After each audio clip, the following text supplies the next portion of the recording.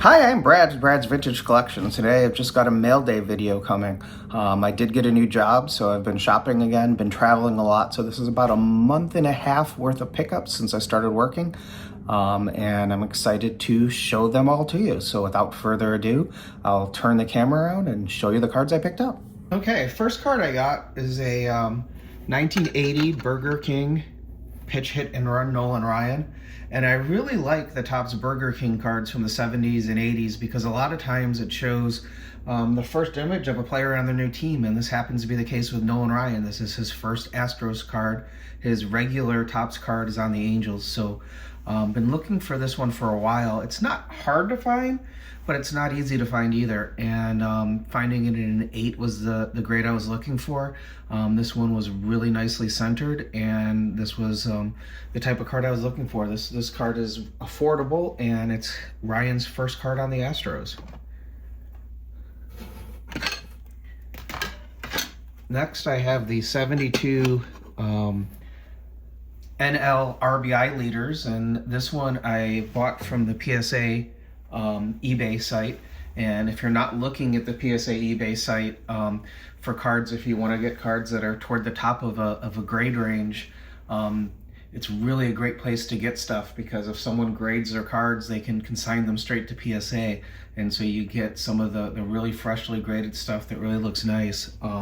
This one's actually a downgrade. I'm going to sell my 9, pick up this 8.5 for cheaper, and this 8.5 actually looks much nicer than my 9, so this will free up a little bit of money for my card collection.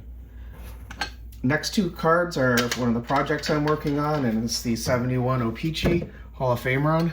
I'm up to 53% now with these two pickups. So here's a Billy Williams. This was a Heritage Weekly auction, and Heritage Weekly auctions, sometimes you can get some deals. Their big auctions have tons of bidders and stuff, usually goes for decent premiums, but on their weekly auction, sometimes stuff sneaks through, and both of these cards I got for way cheaper than I expected. And of course, since it's no Pee-Chee, you've got to look at the gorgeous back on Billy Williams. So super excited to have added the Williams, and I also added the Marichal. So anytime I can find these 71 Pee-Chee Hall of Famers, I pick them up because I'm working on the run and I'm 53% complete. The high number series is really tough. Neither of these are high numbers, but I love the way these backs look, and I'm always excited when I get to add one of these. There we go. I'm trying something new to get better images, where I'm putting a black board up. It was a suggestion from Dylan Double D, so thank you, Dylan. It does take the reflection off the cards, but I'm not used to putting them on the stand from this angle, so a little clumsy as I'm putting them out here. Next, this is another downgrade.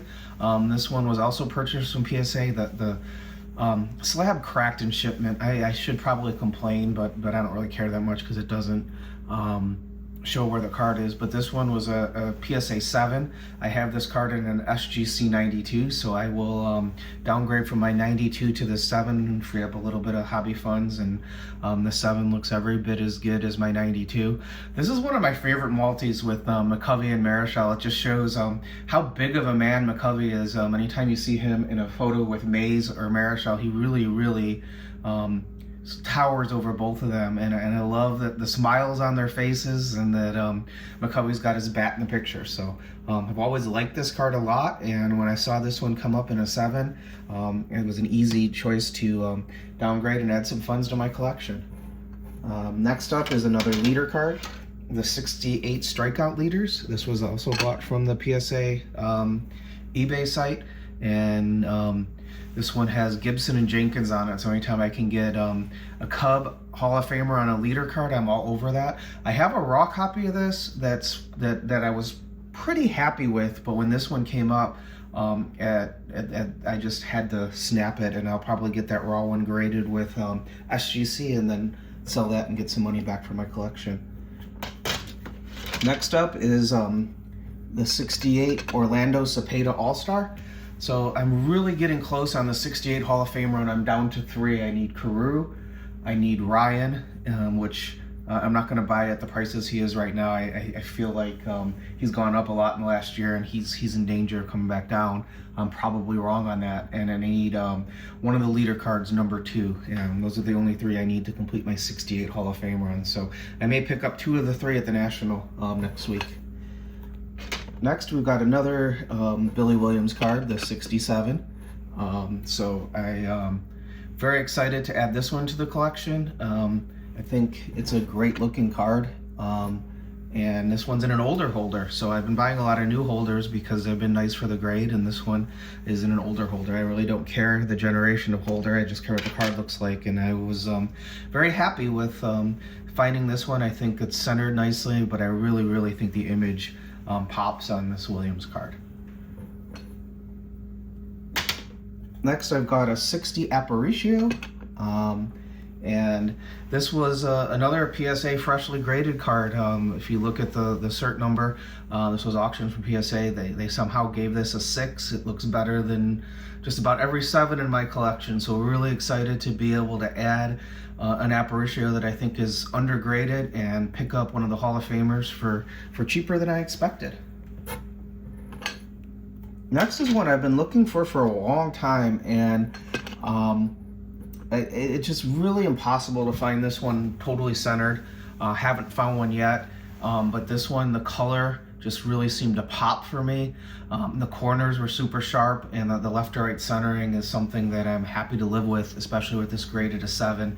It looks better than most of the 8s, so really excited to add this one. I'm now 71% complete on the Topps and Bowman cards with multiplayer cards from the 50s and 60s with at least one Hall of Famer on it. So getting close on that run. Next, we've got a 58 Drysdale, and this one I won from Fanatics, and it went for reasonably priced for a PSA 8. And it's one of the cards I needed for 59. I'm whittling away at that set. I've got most of the tough ones. I've got Mantle, I've got Mays, Clemente, but I still need Aaron, and I still need Bob Gibson. So that's a huge card that who knows, maybe I will pick it up at the National if I find the right one, but it's really hard to find a 7 that's got centering. And that's what I'm kind of looking for in that card. And then last is the one I'm most proud of this bunch. This one I bought on PSA, and I happened to look about 20 minutes after it was listed, and this one was graded a PSA 7, freshly graded, and it is gorgeous in every way. I don't think it would look out of place in a 9 holder. There's no chipping on the bottom. It's centered well. All 4 corners are sharp. It's just a beautiful 53, and I'm really excited to add this one. I'm fortunate enough to have 2 53s that are as nice as any I've ever seen. This one, and I've got a Campanella that's that way, and adding this one to my collection really excited me, and just love this Kinder card, love the Pirates logo on it, and love the image. And 53 Topps is really one of my favorite sets, and they're always expensive. So when I can find a 7 that looks like this, I really get excited. So happy to add this one. Thanks so much for watching. Excited to share these with you. I'm excited for all of them. Love the Kinder, love the Nolan Ryan, love the 71 Pee-Chees. Really like them all. Bought a couple cards to downgrade, so add some money to my collection, but really excited with everything I added. I think they all look spectacular, and they get me closer to my 50s and 60s Hall of Fame runs and closer to my 71 Pee-Chee set. So remember, if you're not excited to add the card to your collection, you've bought the wrong card. Can't wait to start my national coverage on Wednesday and show you what I pick up at the show.